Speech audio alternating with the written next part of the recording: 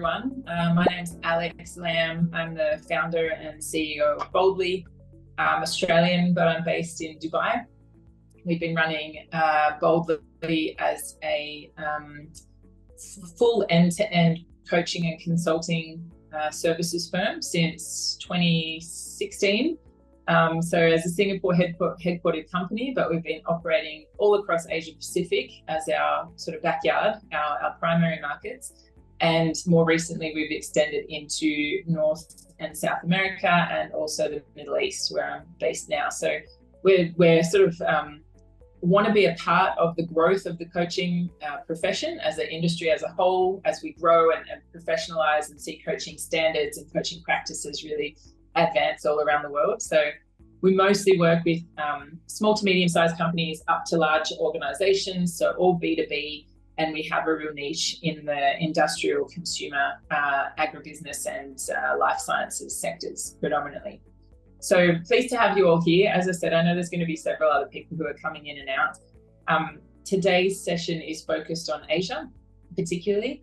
However, we do have people who are going to be joining today who are from Australia, who are from the Middle East. So I believe and I know that there's a lot of themes here that are universal, that carry across, but that we do have a lot of data and some more specific insights from the Asia region, which Chris is leading up for us.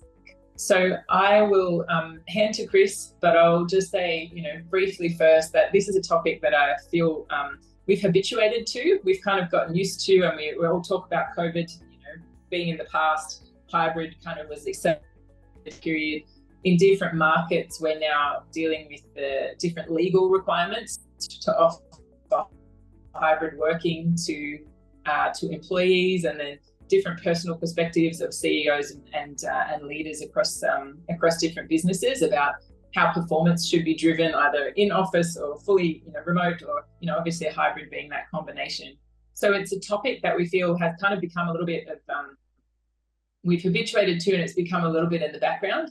But actually, being that it's the new normal, we need to bring intentionality, we need to bring insights about how to make teams effective in this new reality. So hence the session today. We have run this in Australia and New Zealand and got a lot of great feedback. So we're kind of taking it on a world tour. And that's where I'll hand over to Chris, who's going to be the facilitator for today. So all yours, Chris. Thanks, Alex. Let me just quickly introduce myself. I'm based out of Hong Kong. I arrived in Hong Kong about 16 years ago and fell in love with the place and have been here ever since. And most of my professional background has been working in professional services consulting firms focused on what we would probably all call sort of human capital services. And I'm very proud to be part of the Boldly leadership team, and I'm responsible for the Asia geography.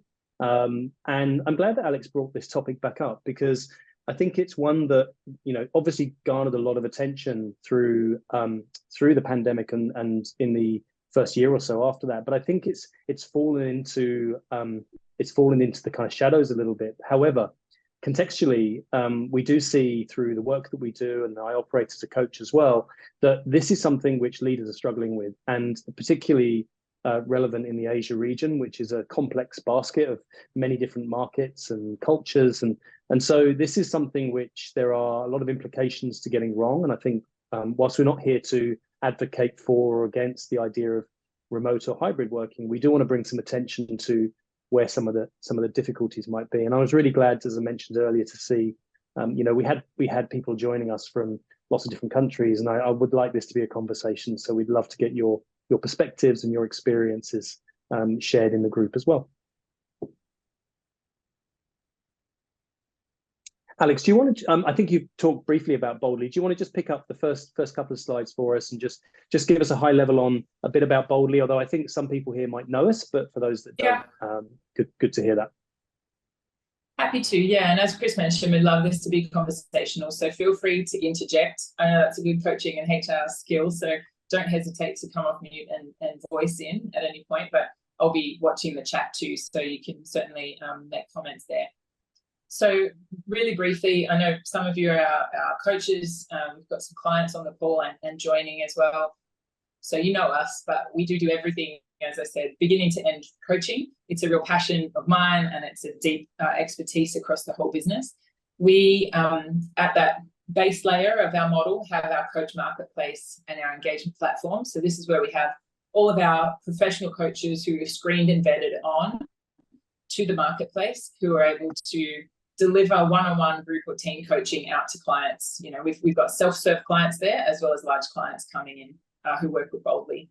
We then have that midsection of learning programs. So using our coach base, we facilitate unique coach-led learning, mostly around leadership, managers, high potential females, and coaching skills for supervisors as well. And then at the top of that model, we have our coaching culture advisory, where we work with larger clients who have bigger coaching operations, and they need to find efficiencies and make sure that they're smoothing how they operate those coaching pools, particularly aligned to learning and key talent pools. So that's where we bring in our coaching technology to make sure that the matching, the booking, the continuous improvement, the collection of quality is there, and that we can deliver that reporting and insights to clients. So we work with clients, as I said, our main focus is in Asia, but we work with clients globally. And here, what I'll say is, just as we start to introduce into the hybrid model. So why is this pertinent now? You know, we've been working with clients across coaching, and we keep hearing this piece around teams are suffering, communication's broken down, managers are having a hard time driving performance as they, you know, with their previous tools. So we actually found this great article, and we'll share out a pack after this session with some resources. But the quote here, nearly 75% of respondents to this large scale 2024 study, was they were really articulating that the businesses hadn't trained their managers to lead distributed teams. It just became the new normal, but we hadn't created any skills or enablement around it. So there was no new norm, new best practices to actually support how managers were managing across differences. So considering that nearly 60% of employees now have the option to work remotely across the Asia region, but speaking more broadly, and that is a combination of work from home, work from office. It is even just the traditional companies that have multiple offices where teams are having to meet, you know, via Teams or via Zoom. That this has really become a requirement, but that managers still just don't have that skill to deliver it. So we're just kind of highlighting there that it is the new normal, but we've kind of got a lag effect with how we're helping managers and really creating the capability and the toolkit to do this well. So I'll just jump onto the next one, Chris. Yeah, thanks, Alex. So I think one of the things that became clear is there's no single blueprint or answer to the question, you know, what is hybrid? But it seems to have a number of different characteristics. And you know, we talk about flexible work arrangements, and now people have, in a lot of cases, more autonomy over the hours they want to keep and the locations they want to work from, and you know what makes sense for their roles. So there's a shift in terms of autonomy in those choices. We also can see, and we'll touch on this through some of the research that we identified, that you know it gives us potential flexibility in determining what is the right mode to deliver the work and the outcomes that we're focused on, if it's online, if it's face-to-face, or you know a blend of those at a sort of one-to-one or team level. So we can kind of see this is a really dynamic thing, and it's, you know, the context are that it is not a linear process. It is dynamic. It is not something which we can put into a box and say that everyone will operate to the same standard. And to some extent, as Alex mentioned, this has been a bit of a sleeper subject. And what it means for organizations is still emerging and becoming clear. And we have a case study from Microsoft, which I think will bring some color to that. So when we think about the configurations of hybrid, there are some characteristics that are common, but they also present certain challenges. And I think that you know, when I think about this topic, I kind of come back to a mental model of the person, the role, and the system, and each of these things you see on the screen can kind of have an influence or mean something different to one of those phases of that model. You know, where the place that we want to connect and collaborate, where we want to have more concentrated work, it could be the office. Where we want to have isolation to be able to focus, to have more mindful work, but also the flexibility to accommodate life, could be home, and so on. So we can see that there is no one size fits all, but there are a lot of things which people and managers and organizations are wrestling with to try and make sense of this, this new norm that we're operating in. This is an interesting quote, and Satya shared this it was around 2022 when Microsoft delved into their own organization and tried to understand how hybrid or flexible working was impacting their business. What were the symptoms, and in particular, kind of how do they need to respond to that as a business? And what they could see was, as I mentioned earlier, there is no standard way of operating in a hybrid work environment. In fact, what we can see is that it doesn't just differ organization to organization. Actually, within a company, it can differ market to market and even team to team. So whilst the paradox here is that we think about hybrid working as potentially offering us simplification, quite the opposite. And in fact, they found through the research they did, which covered tens of thousands of people, that around 2/3 of people were asking for and wanting more flexibility, but conversely, also wanting more in-person collaboration. So there's a really good example of where, on the face of it, this could be something which offers simplification of work, but actually it is making work more complex, and the roles, especially for managers and leaders, something which requires some reimagining. We wanted to talk about where we were in Asia right now with this subject, and there's been a lot of research, just from the early days of the pandemic through to now, so trying to help us understand where businesses are in terms of developing their strategies. And McKinsey last year in their Future at Work in Asia highlighted that there's a lot of adoption of hybrid models, and the strategy is really to focus on offering flexibility, giving employees a level of autonomy on how they want to engage with their lives and work and blend those things together. And they found that almost 2/3 of organizations that they spoke to had already implemented a hybrid model. And in fact, that businesses such as Tata, DBS, and we know that Singapore Airlines as well, were seen to be describing themselves as very successfully implementing the hybrid strategies. And this was also reinforced by Mercer this year, who saw that over 3/4 of businesses had implemented hybrid work. And this was something which was really crucial to them attracting talent. It gave them the flexibility to gave their clients the flexibility to go out and recruit from new pools and bring new kinds of capability and skill into the workforce that previously wasn't available to them. So there were some tangible benefits and a real commitment to making this new norm work. It doesn't come without its implications, however. So we're going to delve into that. Some positive, and some maybe are challenges which businesses really need to be reacting and responding to. The survey that Microsoft completed and the study they did internally threw up a few different things. It showed that whilst there was a more dense connection within teams, there was a symptom operating beyond that, which is that collaboration was operating in a really siloed way. It wasn't enterprise-wide. There wasn't a horizontal collaboration. It was really a vertical collaboration. And so there was a lot of white space between teams, and managers were really struggling to enable their teams to work across the business. So as a result of that, the internal networks became more static, and actually all the investments that organizations have made in deploying digital solutions to support communication became actually relatively redundant because so much of the communication and the work was happening within teams. And this does mean that results in a downgrading in terms of knowledge transfer, and it restricts the ability for broadening perspective and understanding across functions and across geographies. So we can see that had a really tangible impact on the quality of results and outcomes that they were measuring through the study. So for them, this was really profound and something that they needed to kind of react to and embrace and find ways to enable the workforce, enable the managers to overcome some of these issues. When I think about the system of a business, I have a tendency to think about it in sort of human-centric terms. And so, I think about organizational culture, and this is one of the things that's really been in the spotlight through the pandemic and beyond.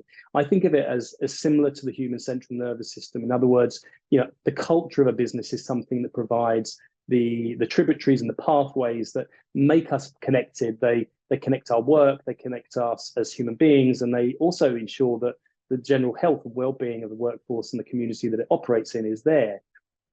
However, what we saw with hybrid and remote working is that it started to stretch that fabric, and it starts to exert quite different and unique pressures. And businesses weren't really ready for this. And you can imagine, whilst in our own nervous system, we have the ability to talk to every part of our body, if we were to lose an arm, then suddenly that would be much more difficult to communicate with that part of our body. So similarly, when we start to see a disparate workforce, this is one of the challenges. And leaders were really forced to rethink how they operate, the ways of working. What we saw through a lot of the studies was that actually that a lot of leaders are recognizing they simply didn't have the core skills and the essential skills they needed to really make managing remote teams effective. It was McKinsey actually who had some quite interesting findings from their research, and they saw that one of the costs of the reduction in collaboration, which is something that Microsoft saw, was that innovation almost disappeared. It felt like overnight for a lot of businesses, and with it, performance. And it kind of stands to reason, and it's quite unsurprising, businesses that manage to foster collaboration despite operating in a hybrid environment 5 times more likely to be high performing. So we can see that that not reacting or responding to this new norm in the right way and supporting managers is delivering quite substantial cost. And something which, and this is really anecdotal, as I mentioned earlier, I work as a coach, and I work with individuals and with teams. And one of the subjects that comes up in Asia a lot is the challenge of maintaining a healthy level of professional trust. And it reminded me of the trust equation, which is, a lot of you would have seen this, but it's, credibility plus reliability. In other words, do I have the skills, the knowledge, the mindset, plus, am I going to deliver on what I say I'm going to do, together with intimacy? And by that, we mean kind of more human-centric side of work, which is building social networks, operating empathetically and in a caring way, being considerate and compassionate.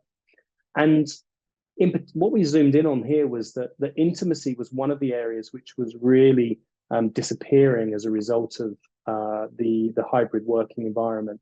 And with it, that was having a profound impact on managers' ability to build and maintain trust with their teams, and likewise kind of colleague to colleague. So this is something which has been a pretty hot topic, and has showed up quite regularly when we have team coaching events, is like how do we foster or develop more trust? Because we know when trust is high, our propensity towards performance is also high. So this is one of the core challenges we're seeing in this region. Sorry, I went a bit quickly there. Alex, can I just hand over to you for a moment to zoom in on some of the signals that you're seeing? Yeah, absolutely. So I think everyone here, you're probably well versed in how to diagnose either what's happening with an individual coachee, what's happening with a team or a broader organization. But we wanted to pull some of these elements to attention and sort of connect them back to perhaps hybrid team or the new hybrid structure being the source of some of the friction or the discomfort. So, issues with productivity, definitely the communication breakdown that we've mentioned, already so far. The feelings of isolation, if there's staff or individual coachees who are talking about their sense of being disconnected from their teams or from the broader business. Of course, we had that kind of discussion around blurred lines of work and life. Particularly I know when we had COVID first start, we found for a lot of our early careers professionals who might have still been living at home, or maybe even still living in sort of university-style dormitory environments, where the workplace at the desk was literally right next to where the bed was, that there was only maybe a meter's difference, and then there's no transitional zone between that work and that life scenario. So it's very hard for the mind to create the code switch between when am I at work and when am I at home. previously we might have had the commute, that time sitting on the bus or the train or in the car as you make the upwards ramp into the office, and then the downwards ramp again as you exit, to metabolize what's about to happen, what has just happened that day, before you enter back into your home life. But now with hybrid and all of the different varieties that we have of hybrid, we've potentially lost some of that transitional zone. Okay, so and that, as Chris said, that comes in a variety of formats for different people, but it is very important to think that blurred line is really evident. And then lack of career development opportunities. We still hear from a lot of coachees that they feel like if they're not directly visible, if they're not in front of somebody, sitting at the front of the boardroom table when there's a presentation happening, or crossing someone in the hallway and being able to say hi, that they're missing those kind of visceral opportunities to raise their profile, to be visible to potential sponsors and people who are decision makers in the business, and that the outputs, the performance on paper, which is still important, but it becomes the only way that they're able to articulate their value to the business. So you might see some of those, but also I would say, particularly if I've been coaching individuals or teams, I feel like this hybrid issue also bubbles up in anxiety from leaders, just saying, I need everybody back to the office. I don't know what they're doing if I can't see them. You might hear some of that. Or from team members, I need to be back in the office. I can't focus unless I'm there. It's this very binary thought model that creates a lot of anxiety in both managers and staff that you might just be hearing in generalized terms. Okay, so we're going to talk a little bit about how to potentially coach when you see some of those symptoms and that evidence coming forward. And we've got the QR code here for a more detailed diagnostic blog that Chris and I have written. If anyone on this call wants to do a diagnostic, please reach out to us. We're happy to discuss some of those symptoms that you might be seeing. So if I just click on to the next one. Did you have any comments there, Chris? Otherwise, I'll move on to the couple of observations. Yeah, thanks, Alex. Yeah, a couple of observations actually. One is something which is, I think, what I have seen working with the clients and the coaches that I support, is that the impact of that blurred work-life boundary is really acute in this region, especially when line managers are out of region and there's a lot of demand on people's time, and there's a tendency to work a little bit round the clock, and this feeling that if I'm working remotely, then there's even more expectation there. And I think that around career development opportunities, something that I hear frequently from leaders in region is that there is an expectation for a more assertive style. And again, working with their leadership teams out of region, they're finding it increasingly difficult to show up in a way where there is a clear expectation, and similarly, how they work with their teams feels a little bit like they have one hand behind their back. So I think there is sensitivities around this which are quite acute in the region, and definitely are cropping up more frequently, I would say, in the last couple of years than I'd noticed beforehand. Agreed. So we really see, for all of those symptoms that we've described, and you probably observed others as well, coaching is very, very uniquely positioned as an intervention by nature of the style that we can deploy it quickly, that it can be individual, it can be group, it can be team, it can be at the system level, and that it can be so tailored to, as we find, the unique challenge of that hybrid work environment. So we've worked with clients globally who are trying to make sure that they are both intervening when they see that there's a challenge, and also building the muscle, the skill and the capability for future hybrid team collaboration. So we're really talking here about, COVID's in the rear view. We're talking here about moving from surviving to thriving. How is this now that hybrid has habituated for us, but that we need to be able to define the new operating performance? What does great look like in this model? And the key that we'd say here is intentionality. We're going to talk about that term intentionality throughout the coaching and throughout all of the interventions that we have here. So just jumping on to the next slide. What this intentionality means is that we need a new type of leader, essentially, with new skills and new capability of understanding hybrid. A lot of leaders who are struggling to adapt and come into the hybrid model, it's fair, it's reasonable, because we still have this whiplash from the change that we all, didn't subscribe to but went through. But for the leaders that are really going to thrive, it will be about working out much more dynamic ways of leading in distributed and dispersed work teams.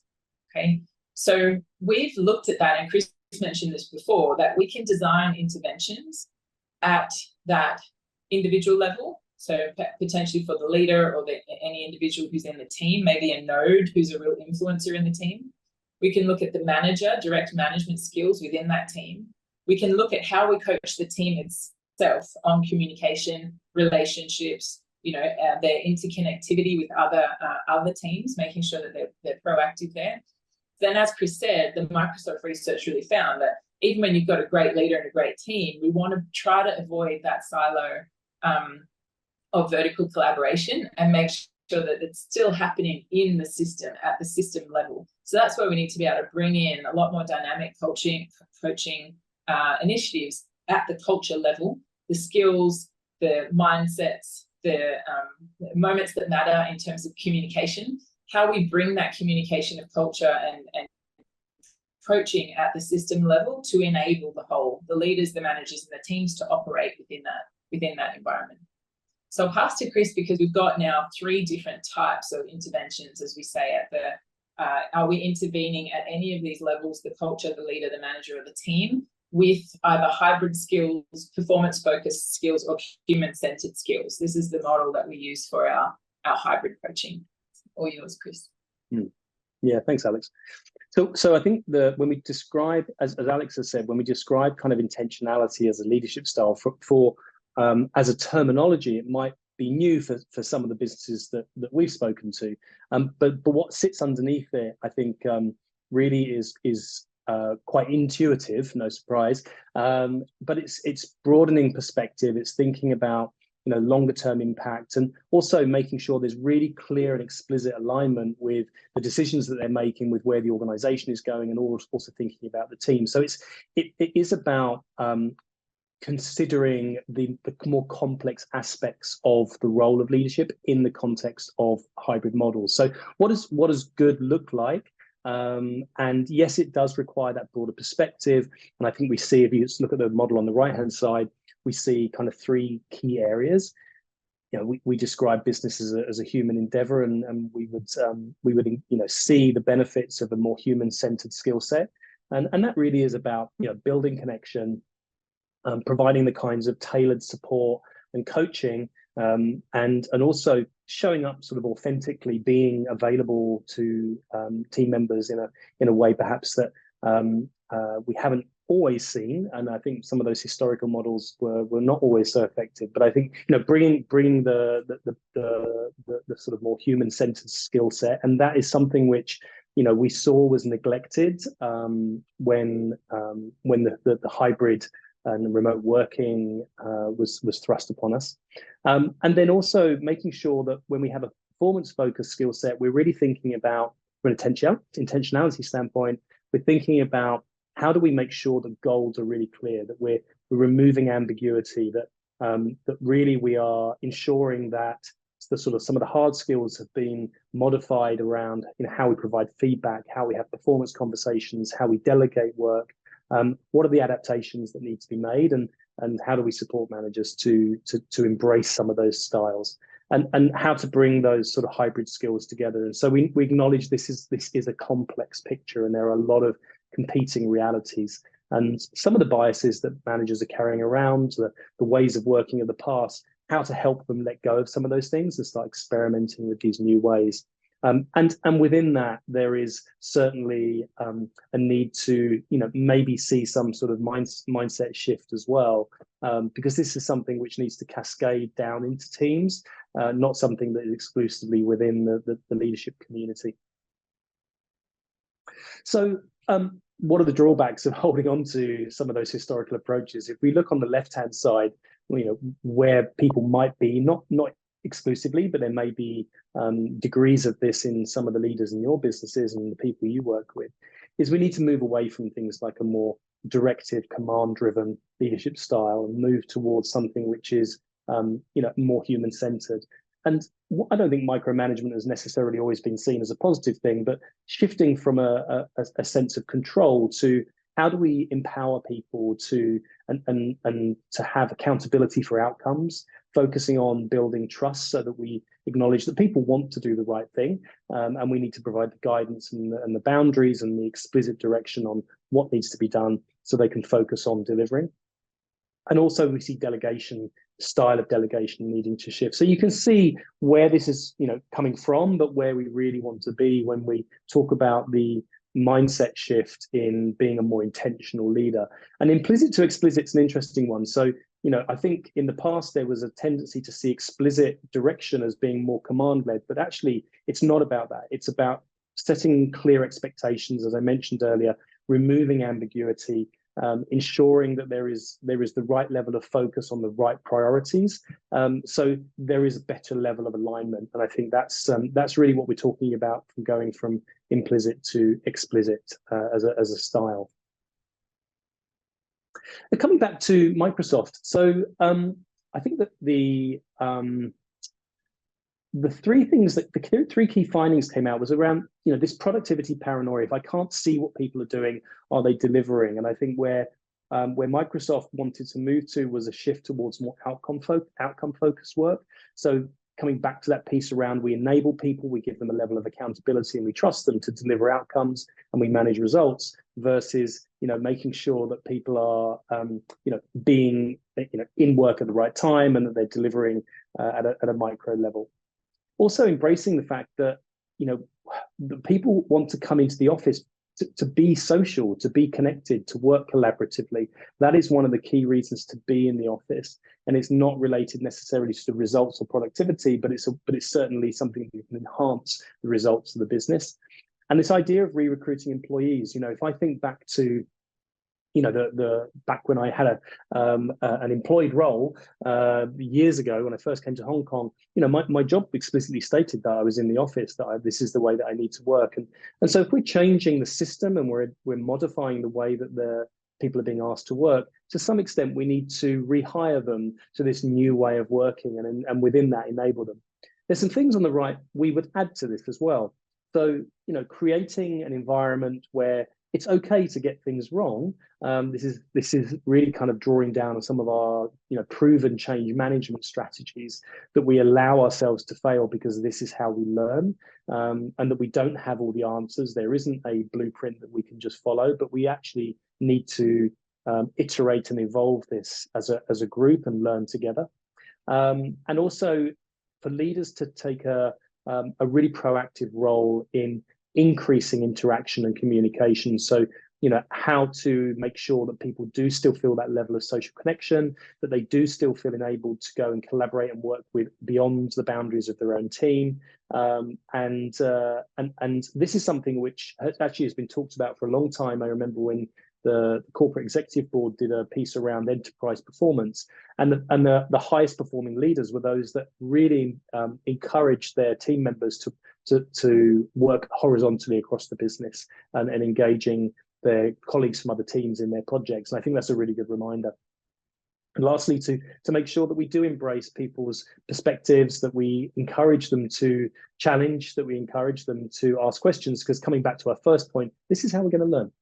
So I think we would, pull all of this together. This is the kind of environment that would enable leaders to operate intentionally and still feel confident that they have, the system that they need to manage a hybrid team.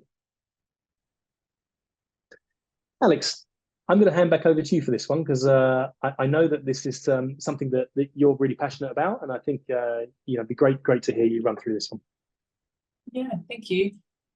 So I've been coaching several executives and working with HR leaders to enable hybrid effectiveness in their businesses. And one thing that I'd say that Chris has mentioned is that all of the new insights around performance management apply. So in some ways, this is a very parallel conversation around relieving ourselves of some of the old command and control, high visibility performance insights, and coming to a much more dynamic, continuous feedback, outcomes focused. That new world of performance management is really nicely aligned to effectiveness in hybrid. And so when we're working with leaders going on that journey for hybrid and new world of performance, it is often about asking them to open up their concept of control and their concept of performance. Because those things are intertwined. You know, as Chris said, sometimes the leadership instinct is to clamp down more on control for performance to drive outcomes, as opposed to enable a system and support and coach people to get those outcomes. So if you're somebody who's going to be coaching or leading these kind of hybrid teams, it's really about enabling those leaders to understand more complexity and work in this more dynamic environment. So some of those questions that we typically talk about, speaking to a leader, what might it look like if you relinquish some control of this situation? And vice versa, what would it look like if you tighten control? Okay, we don't want to freak them out or scare them. It's about looking at it from all angles and saying, what are the actual consequences of the tightening versus loosening control here? And just exploring that concept of control with them. What strategies are you using to respond to the messiness you're perceiving in the hybrid world? So specifically by talking to them about strategy, you're making it intentional. You're making it as though they've thought about it and that they're going at it, you know, with this intentionality that we've said is so important. So you're bringing awareness. It kind of might sound a bit passive aggressive, but you are putting them in the driver's seat of the hybrid scenario. What signals do you expect to see? What other strategies might you use? So you're asking them to look at it through the lens of a business problem. It's not just an emotive issue that I need to clamp down on. Hey, this is a legit new business theme. How would I tackle it? So how do you anticipate the workplace will evolve over time? Thinking about it into the future. Because a lot of the time, leaders in this scenario are experiencing anxiety because of the change from having moved from what they knew. Okay, if we're talking about leaders who are in their 40s, 50s, 60s, who've environment of you're in at 8, you leave by 6, you know, you eat your lunch at your desk and, you know, you wear a black suit and a white shirt and a tie. We all came from much more conservative business environments, and that was what we were socialized into. It's what we grew up to know. So it's no wonder that people are finding, hey, where this shift has happened all of a sudden is quite anxiety inducing. So asking them to think about it into the future, it is going to keep changing, and what role do they want to play so they can feel like they're ahead of it. And then how does your personal history impact? You know, do those models still serve you now? So I find that last one is a really, really important question. We're not asking them to change everything about themselves or about their working, you know, world, but the world has changed. COVID's happened. Technology is better. All of these things have combined to create hybrid as a reality. So does your old model actually serve you, and letting them create the self-awareness to come from, you know, to come from that. So hopefully those are some practical ones, questions that you I really like that last one. Yeah. Feel free to steal it. I just think it helps a leader think about a multi-generational working environment where another person may have had a different experience. Yeah. Totally. Spot on. Yeah, spot on. And what works and might not work now. It's the perennial. Sorry, Christian. No, it's okay. I was going to iterate the same point actually. I think when I saw this for the first time, because Alex pulled this slide together for us, and I think that the you know, thinking about it from a multi-generational standpoint, you know, and you mentioned earlier about the anxiety that people are carrying around. There's a tendency that leaders are anxious about even asking questions related to this, that they're expected by now to just know how this works, and that, you know, that they should have this covered. And yet I think in reality, exploring, you know, hey, the way I used to work, the way I've always operated historically, you know, isn't serving me, and I really need to start examining this and start doing some reflection around this, because, you know, I don't have the answers. And I think there's a lot of leadership anxiety around that point.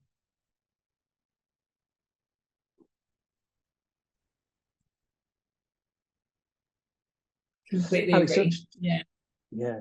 Let me pick up. Let me pick up on this. So just delving a bit deeper, we've looked at the whole model, and I think this is a chance for us to dive down a little bit further into this. So I think that you know, when we think about human-centric side, you know, we've covered sort of what that really means, and it is engaging in upskilling managers to focus on activities such as coaching, to operate with a greater degree of empathy, and to focus on enabling communication and amplifying communication, finding ways to connect their teams and internally and with other teams as well. So when we see that in action, we do also recognize that's where the most successful managers are operating at the moment.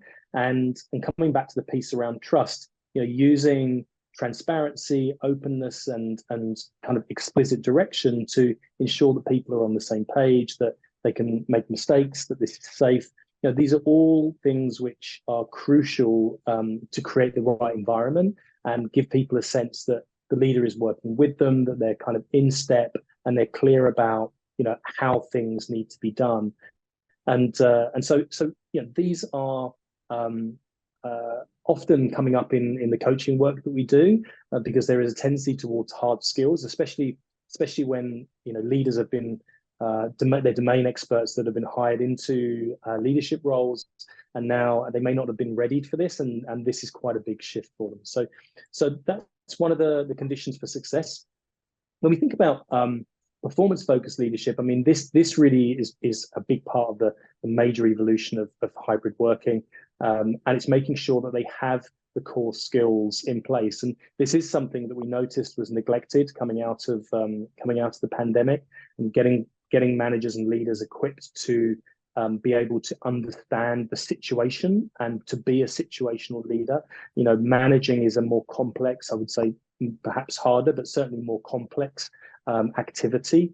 And there are things that they really, would need to develop their own skills and take accountability for their own skills to operate as an effective manager. So, that is something which, from a development and learning perspective, should be a real focus area.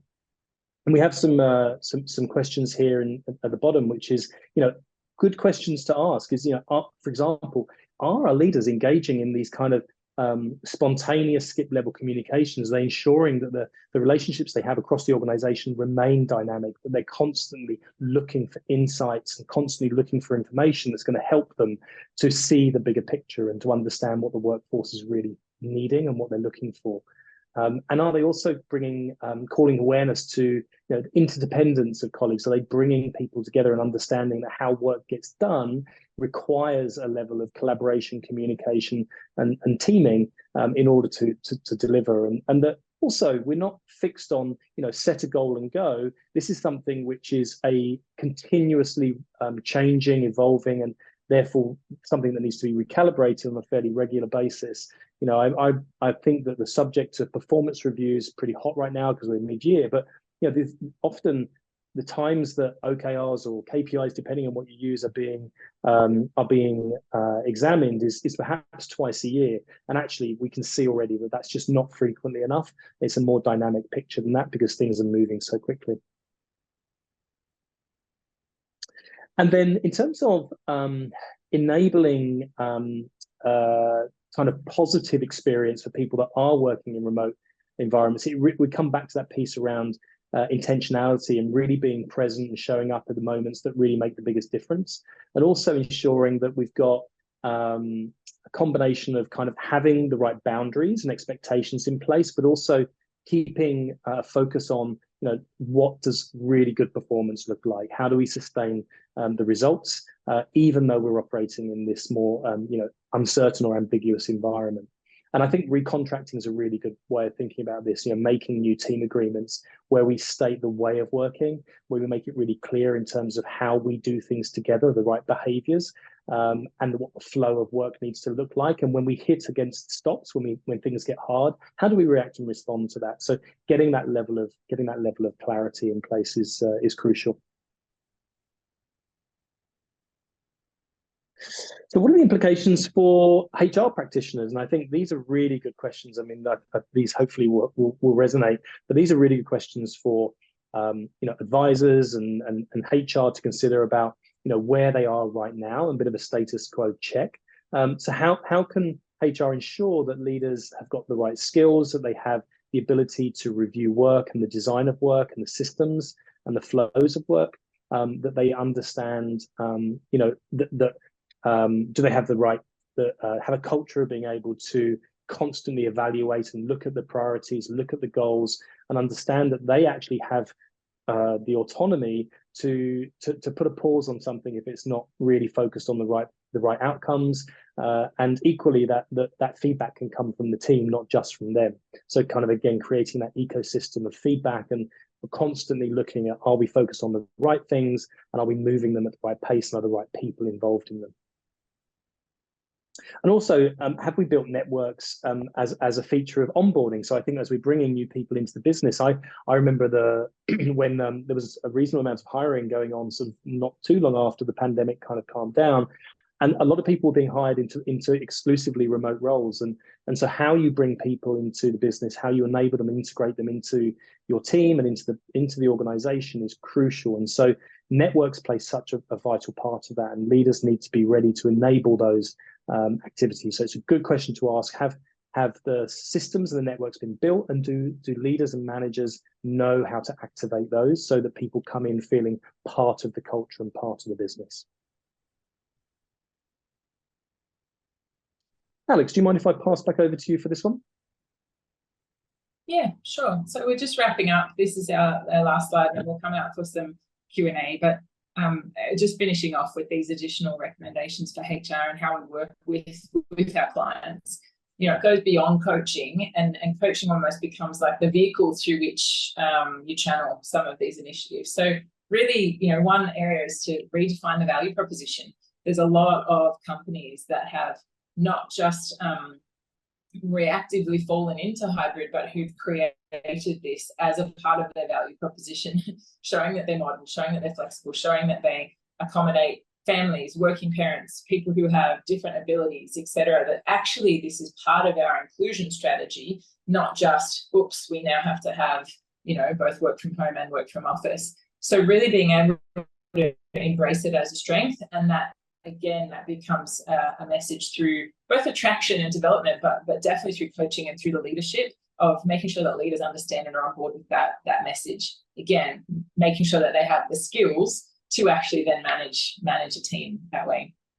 Shifting the thinking from where to how. Again, it can be just a very management mental model of my team working as a team, and I can see them all sitting around their pod or around this boardroom table, and there's a physicality to it, as opposed to how are they actually working? Can I see the outputs? Can I see the channels of communication? Can I see the knowledge that they have? Can I see the reputation that they're getting across the team? It should be shifting to that modes of communication and outcomes.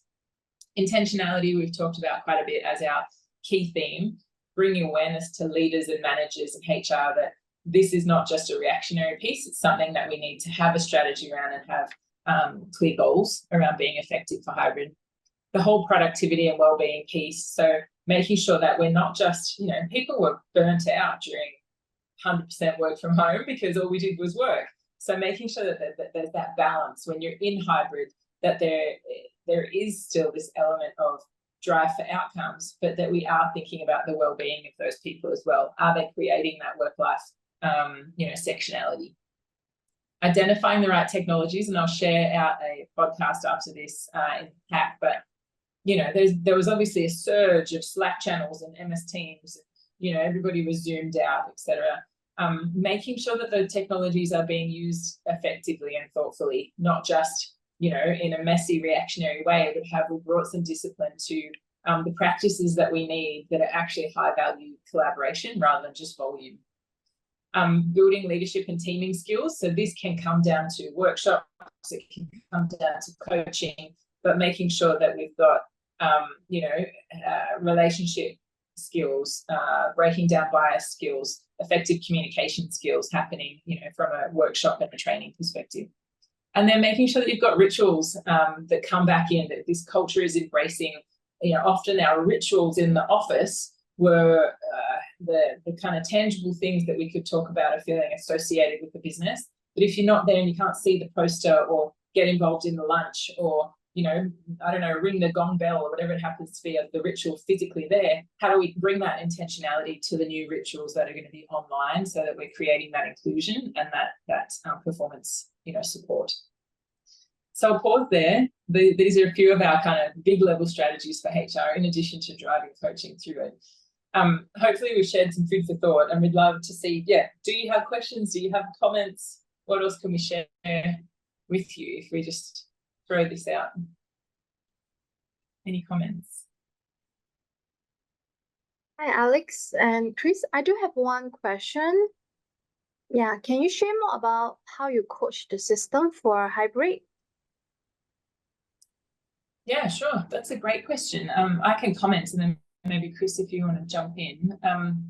When we're talking about coaching the system, it is much more from a using multiple initiatives to make sure that we are identifying where are the nodes of influence across this system, what are the ways of working, what are the ways of communicating, and looking at it from at least a 6-point strategy of coaching. So that might include leadership coaching, manager and team coaching, but then it would also include skills-based programs and a communications channel. So it would really be a much more of an intensive, potentially 1 to 3 year program of work with a HR team, much like a change management program, to really see, here's our current state of hybrid effectiveness. If we bring in at least this 6-point strategy, where would we see ourselves land in terms of, those initial markers that we wanted to see for communication, performance, and collaboration.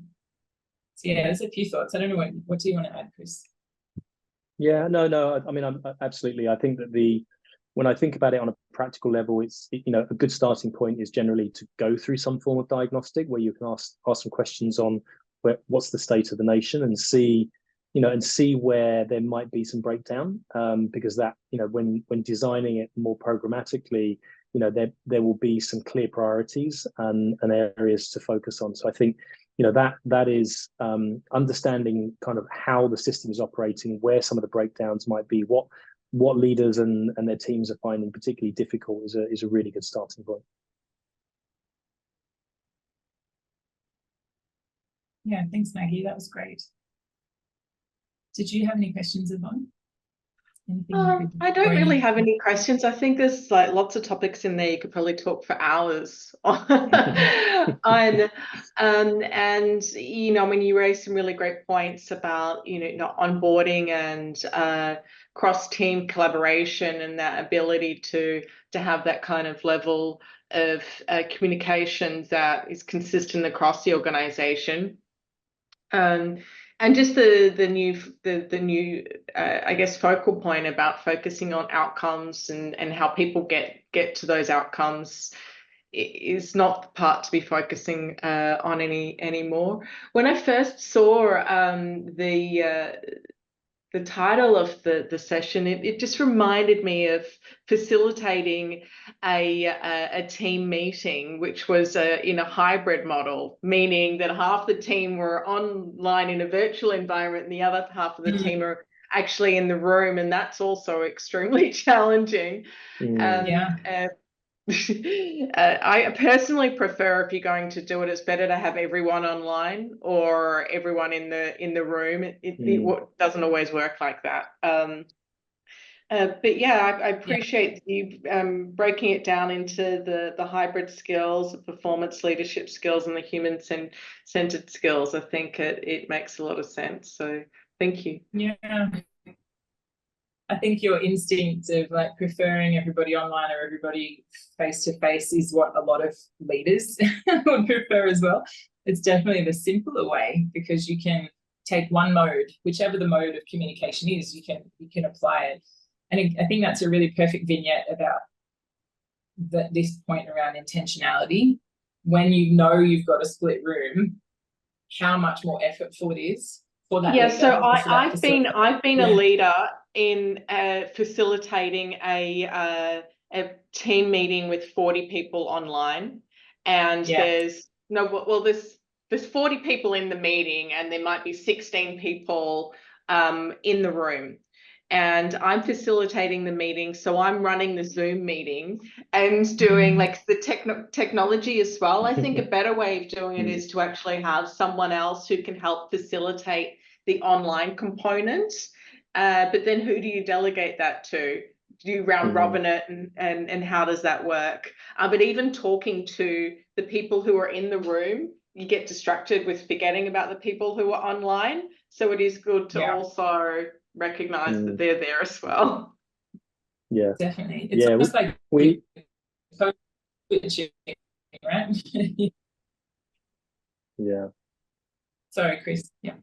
No, I was going to say we feel it with some of the, you mentioned at the start, we run coach-led programs, and quite often they do involve people especially in this region, attending from different locations, and some will be in the room, some will be online, and we do a lot of practical real play type stuff, and it's hard. It's hard for the people that are trying to team together remotely, and using technology helps, but it's as you say, it requires another level of preparation and thought as well. So yeah, I totally get it. Yeah. Yeah, I agree with you. I would always say if you can have somebody else manage the technology, because mentally it's two different modes, you know, your analytical brain versus your empathy brain. Your empathy there as the facilitator is thinking, how do the people online feel? How do the people in the room feel? And that's a very different mental, like cognitive load to how do these buttons work? Do I have this thing, you know, displaying correctly, etc. So having somebody take the technical part so that you can do the empathy part, I think is a really important strategy for a lot of leaders and facilitators. But then even within that, it does become about the rituals as well. Okay, everybody, we know we're hybrid. We all know the challenges of this. People in the room, I need you to talk up. People online, I'm going to call you out by name, because I want to make sure that we're all actively participating, not because I'm being a meanie, but just because we know this is going to take a lot more intentionality from us to be effective. So I think that's it's a really perfect example, because it helps us display that's what we mean by rituals. Everybody, cameras on, one question each, or whatever the ritual is, to make sure that it's not just on you, it's on all of us together collectively to make it be effective. Yeah, it's a really good, I think we've all been there. It's a good example. Cool. All right. Well, I know we've come to time. Yeah, we're just coming up on time, aren't we? Yeah. Yes. Sorry, Alex, please go on. So yeah, if I just big thanks for dialing in. It is a topic we care about. We're definitely delivering and facilitating this work in-house with clients who want to build this muscle. So, you know, if you hear these questions or thoughts come up, please think of us.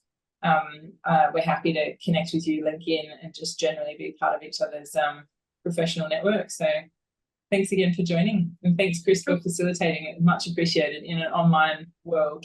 Yeah, pleasure. Really, really glad to be part of it, and lovely to meet everybody. Great.